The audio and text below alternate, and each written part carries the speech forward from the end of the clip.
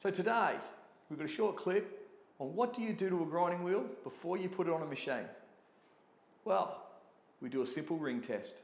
So what is a ring test?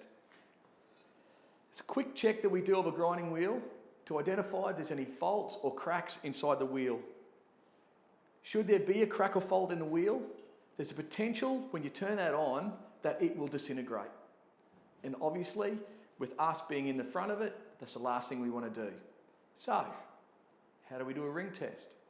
You grab a grinding wheel and a small piece of timber, and you just lightly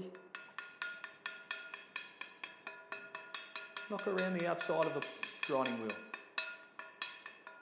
And it should give a distinctive ring. That's a telltale sign there's no faults or cracks in the wheel. But what does it sound like when there is a crack?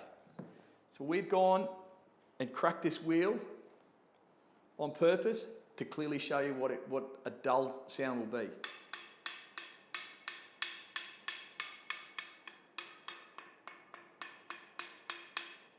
So if you get that and there's no ringing, don't put the wheel on the machine.